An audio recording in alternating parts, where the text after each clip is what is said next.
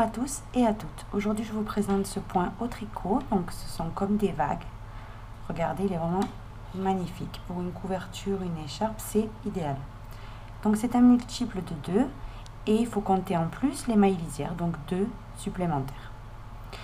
Ensuite, il n'est pas reversible, donc c'est-à-dire que de l'autre côté, comme vous pouvez voir, il n'est pas pareil, mais il est quand même très joli. Et c'est 14 rangs qui se répètent. 14 rangs, on dirait que c'est beaucoup, mais en fait, c'est vraiment très facile, vous allez voir. Voilà. Donc, les points nécessaires pour faire ce joli point, c'est savoir faire la maille endroit et la maille envers, les diminutions et les augmentations. Vous allez voir tout ça dans la vidéo. Très important, donc que je vous explique un petit peu. Moi, par exemple, là, c'est une laine bébé de 2,5 et je l'ai doublée. Donc on pourrait, donc en fait l'idéal, vous voyez, avec les aiguilles numéro 5, c'est l'idéal pour tricoter cette laine doublée. Mais dans ce point, donc on nécessite les aiguilles adéquates à la laine. Donc moi par exemple, c'est des aiguilles 5 et une paire d'aiguilles du numéro en dessous. Puisque cette partie au point mousse, il faut la tricoter, donc juste les bandes qui sont ici, avec une aiguille, les aiguilles un numéro plus petit que celui recommandé par la laine. Voilà, tout simplement. Donc il vous faut ces 2 paires d'aiguilles. Et ensuite, donc, le point mousse, aiguille plus petite, et le coin jersey ici, les aiguilles plus grandes. Tout simplement. Maintenant, oui, on peut commencer. Donc là, on va supposer qu'on vient de monter les mailles. Moi, ce n'est pas le cas, donc il faut juste respecter que ce soit un multiple de 2. Et ensuite, les 2 mailles lisières. Donc, une fois qu'on a monté les mailles, on va tricoter tout simplement en point mousse. Donc, toutes les mailles à l'endroit. Et ça, avec les aiguilles les plus petites que vous ayez choisies. Donc, moi, par exemple, en l'occurrence, là, c'est des aiguilles numéro 4. On termine le rang numéro 1. En fait, tous les rangs, on va les terminer en tricotant la dernière maille à l'envers. Comme ça, sur le côté, en fait, il reste une tresse.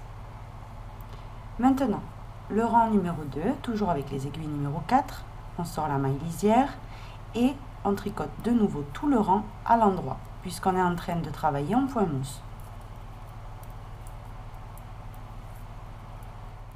J'ai terminé le rang numéro 2, donc j'ai terminé par une maille à l'envers. Maintenant, le rang numéro 3, de nouveau, toutes les mailles à l'endroit. De nouveau, on travaille au point mousse. Et toujours avec les aiguilles numéro 4. On termine le rang numéro 3 avec une maille à l'envers. Toujours pareil dans tous les rangs. Et là, j'ai terminé le rang numéro 3. Maintenant, dans le rang numéro 4, on va faire des augmentations. Comme ça, on va former donc ces vagues. Donc, pour le rang numéro 4, vous allez prendre donc, le numéro d'aiguille plus grand que vous ayez choisi. Donc, moi, c'est les aiguilles numéro 5. Et on va faire de cette façon. Donc, vous sortez la maille lisière. Et chaque maille qui suit, donc toutes les mailles que vous ayez montées, vous allez les tricoter une fois par devant et une fois par derrière, la même maille à chaque fois. Donc, on va faire que des augmentations. Je tricote la maille par devant, donc normalement. Et sans sortir la maille de l'aiguille de gauche, je vais dans le brin arrière de la maille, je pique dedans et je tricote de nouveau à l'endroit. Et là, j'ai fait 2 mailles en une. Et ça, c'est ce que je dois répéter dans toutes les mailles. Donc, une fois là, à l'endroit, et une fois derrière.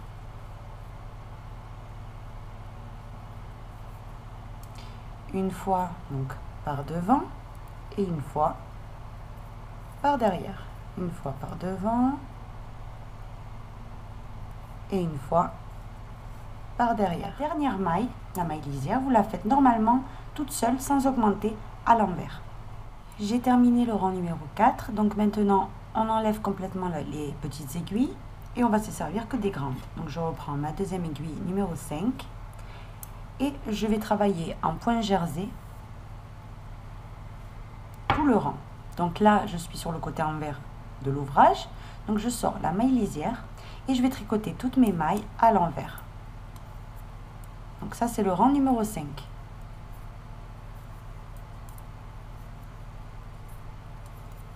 J'ai terminé. Maintenant le rang numéro 6. on sort la maille lisière et toutes les mailles à l'endroit, tout simplement. Toutes les mailles à l'endroit.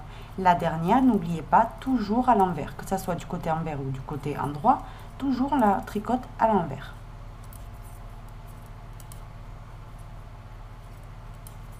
J'ai terminé le rang numéro 6, donc je l'ai fait tout à l'endroit et j'ai terminé par la dernière maille à l'envers. Maintenant, vous allez faire le rang numéro 7 à l'envers, le rang numéro 8 à l'endroit, le rang numéro 9 à l'envers, le rang numéro 10 à l'endroit, le rang numéro 11 à l'envers, le rang numéro 12 à l'endroit et le rang numéro 13 à l'envers. Et on se retrouve pour le rang numéro 14. Donc tous ces rangs-là, vous les faites avec les aiguilles les plus grandes que vous ayez, comme on a fait les deux derniers rangs. Et on se retrouve. J'ai terminé le 13e rang, donc voilà ce que ça donne. Maintenant, on va passer de nouveau, on va répéter, donc on va faire le 14e rang où on va diminuer d'abord. Donc avec l'aiguille numéro la plus petite, numéro 4, moi dans mon cas, on va faire le rang numéro 14 en sortant la maille lisière et toutes les autres mailles, vous les tricotez 2 par 2. Donc toutes les autres mailles 2 par 2 à l'endroit.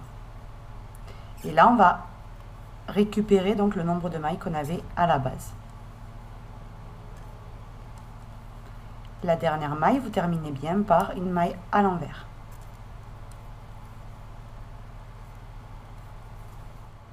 J'ai terminé le 14e rang. Maintenant, il ne vous reste plus qu'à répéter du rang numéro 1 jusqu'au rang numéro 14 et ainsi de suite jusqu'à obtenir donc la longueur désirée. Donc moi, je vous recommande ce point pour une écharpe. C'est vraiment très joli. Voilà. De l'autre côté, alors elle n'est pas reversible, mais elle est quand même super jolie de l'autre côté. Et vous pouvez aussi coudre cette extrémité à la fin. Et comme ça vous fera une écharpe infinite. Voilà. Donc j'espère que ce tutoriel vous aura plu. Si c'est le cas, je vous invite à vous abonner, à laisser un pouce bleu. Et moi, je vous dis à très bientôt. Pour terminer cette vidéo, je vais vous parler donc du challenge que vous avez dû voir sur ma chaîne. Donc c'est le challenge Octobre Rose, tricote-moi un ruban rose. Donc cela consiste à tricoter un maximum de petits carrés qui fassent 10 cm sur 10 cm tout simplement et qui soient roses. Et ensuite de les envoyer à l'Institut Marie Curie.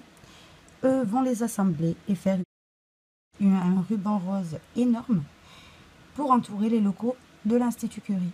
Donc c'est vraiment un très joli challenge. Je vous invite à y participer. On est déjà très nombreuses à avoir participé. Donc je vais vous laisser aussi en barre d'informations la vidéo où j'explique tout sur ce challenge. Et moi, je vous dis à très bientôt.